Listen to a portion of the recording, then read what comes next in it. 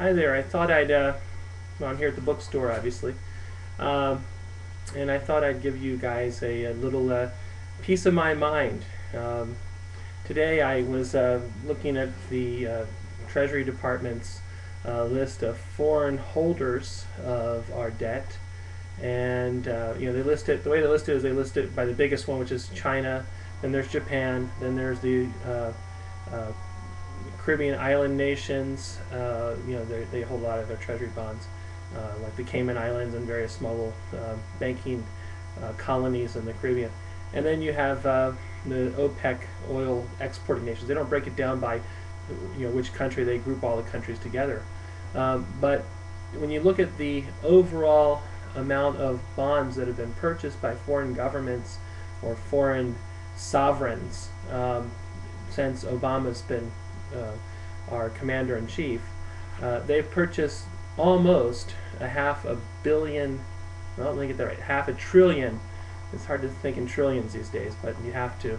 A half a trillion dollars worth of our bonds, and of course, the rest of it was purchased either by Ben Bernanke or by shuffling or stealing from our Social Security money, which should be a separate fund, but it's really not. It all goes to the general fund, and the government writes IOUs against it. So I can say that we've probably already done our half or our full trillion of our debt so far for the year, but we're going to go to 2 trillion. But what I saw was that the foreign purchasers, 400 to 500 trillion dollars roughly of foreign purchases. I think it's about 500 trillion I saw since he's been our commander in chief. You have to wonder, at what point are they going to stop? When will they say enough is enough? When will they say we just don't have the cash to keep on buying these bonds? We want to do something else with the cash. They look at the bonds as being a currency that they can trade. When they invest in it, it becomes a currency, and you have to wonder when they're going to start trading away from that currency, the bonds themselves. So when you start seeing a spike in interest rates with regard to the federal funds, the 30-year bond, 10-year bond, and the short-term bonds, 2 years. And when you start seeing those bonds spike, then you'll know that the central foreign banks and foreign banking institutions are selling out.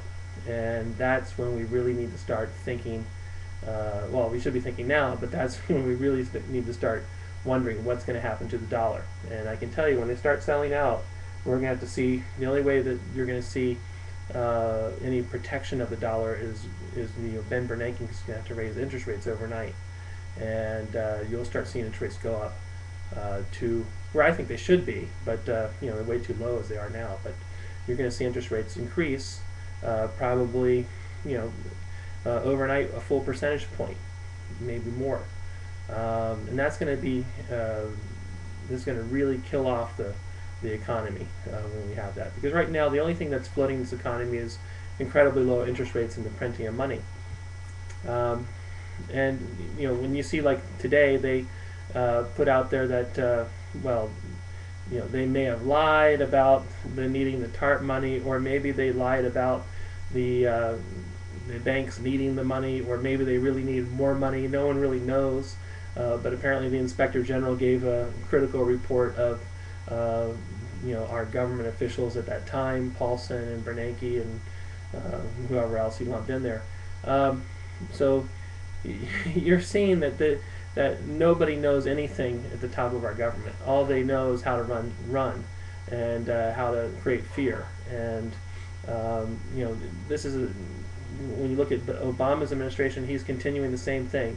Fear-mongering, and fear-mongering is the worst thing you can do.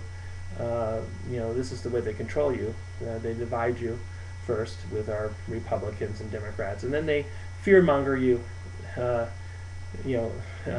Any opposition, they'll fear-monger it away.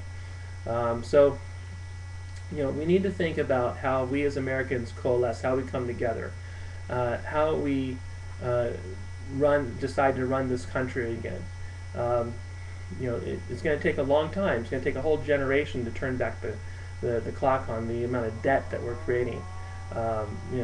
Personally, I believe what I've read, every family has, or every taxpayer, maybe it's every person in the country has $120,000 of debt on them.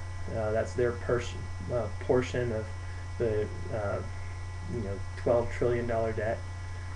So I can tell you most people cannot pay that. So this is a country that has mortgaged all of its assets, and the only way to get out of this, I hate to say it, is probably a war. But we don't want to have that happen. So if you're an American citizen whose family has been here for a very long time, maybe you're second, third, fourth, or maybe like me, you go back to the Mayflower, you need to think about, are we doing what's right for our country? Are we heading in the right direction? If we're not, we need to change course. And I believe the only way to change course is to go back to the values of work, save, invest, and be productive. We need to become a manufacturing powerhouse again, and it's going to take a full generation, maybe 2 generations to do it. And we're going to have to become we have to get back to the farm and make our farms productive again, because they certainly aren't now. At least not from the standpoint of how many people are working in the farm industry, and how many people, and of course you have now most of the farms owned by major corporations. So those are the things I thought I'd leave you with today. Hey, I'll put on screen my favorite place to eat in the morning. I love to go to Del Taco, so I'll leave you with the Del Taco cup for a little while. I try to exit out this screen.